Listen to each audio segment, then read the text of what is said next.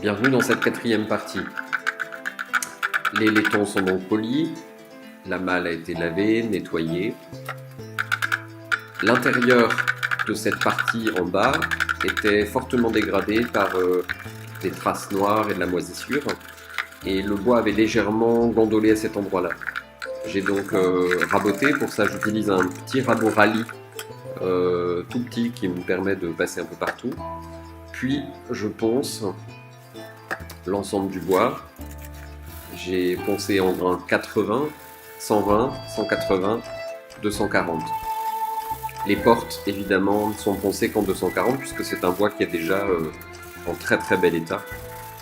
Et l'intérieur des tiroirs du haut également.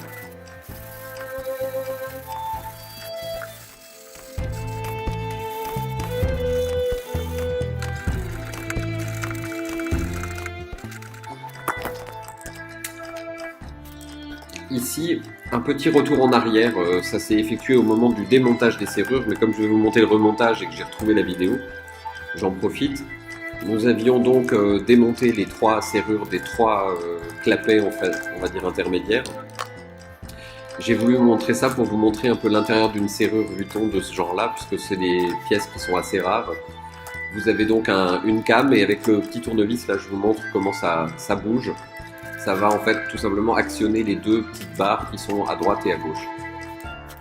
Donc chaque serrure a été démontée de la sorte, numérotée pour retrouver leur emplacement bien évidemment.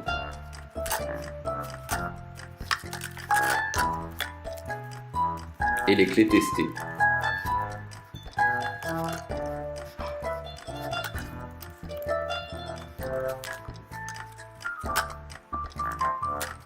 Et lors du remontage, comme vous pouvez le voir ici, au miracle de la patience, une ancienne clé correspond, et donc a été simplement limée pour correspondre, et ça ferme.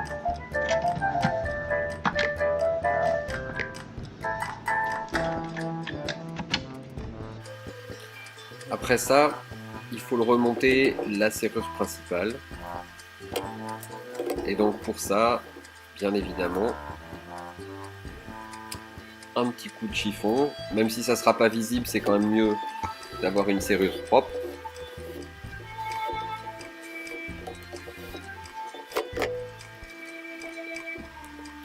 Les vis sont finies de fixer au tournevis.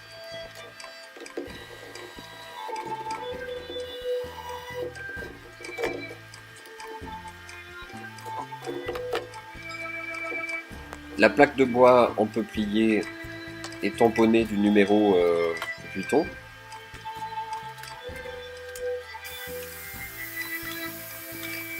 Alors petit aparté, le petit aspirateur que vous voyez derrière bouger derrière moi, c'est mon petit robot Makita qui fait le ménage de l'atelier pendant qu'on fait autre chose. Donc ça c'est très pratique.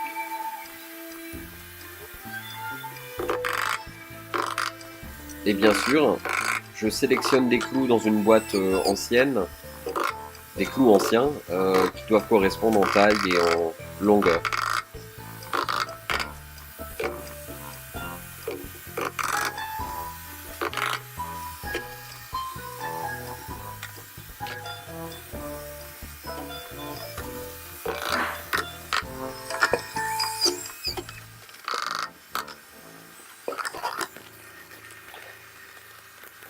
Une fois cette opération finie, il va falloir créer les tiroirs. Donc j'en ai créé un premier pour tester, pour vérifier.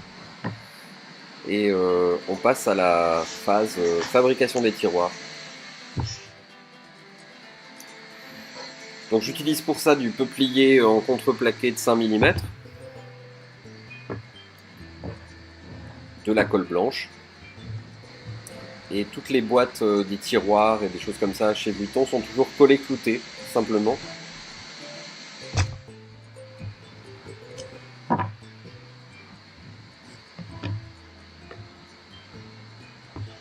Donc je vous passe le montage des tiroirs, la découpe, etc. Ça, bon, c'est n'importe quel travaux de menuiserie classique, une fiche de débit, voilà. J'ai l'habitude de faire ça moi sur un petit établi de ce type-là, qui me permet simplement de fixer la première planche, parce que c'est la première qui est toujours un peu embêtante. Et ensuite, c'est un simple cloutage.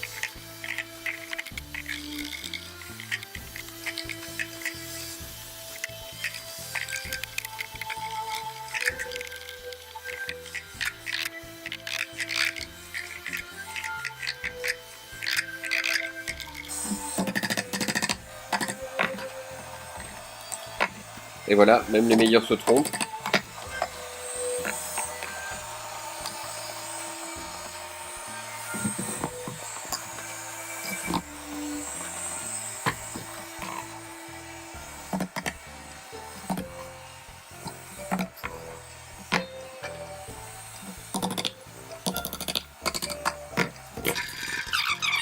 Une fois que les tiroirs sont faits, on les fabrique toujours avec un demi-centimètre ou un centimètre de plus, on les teste. Il faut tenir compte de l'épaisseur du gainage qui sera fait par la suite. On a choisi un support enduit qui ressemble beaucoup à ce que mettait Vuitton à l'époque. Pour le vérifier, on va en boutique prendre une malle ancienne et vérifier en fait la nature de la texture. Ouais, je trouvais que l'autre ressemblait plus facilement, quoi. Parce que ça, autant pour la moyenne, je trouve que c'est pile poil.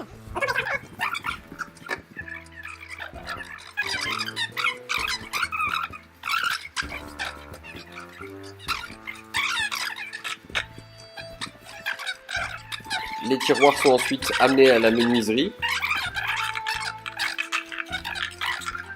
Une fois qu'ils ont été testés, pour être coupés à la bonne dimension.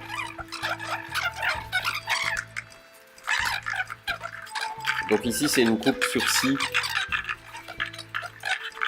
du même genre que celle qu'on fait lorsqu'on fabrique. On retourne simplement à l'atelier, la scie, on enlève ici un demi-centimètre.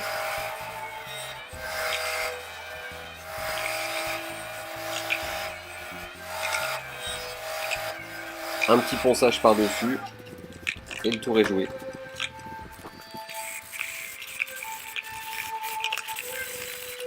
Alors la malle a été terminée avec un gainage en toile enduite.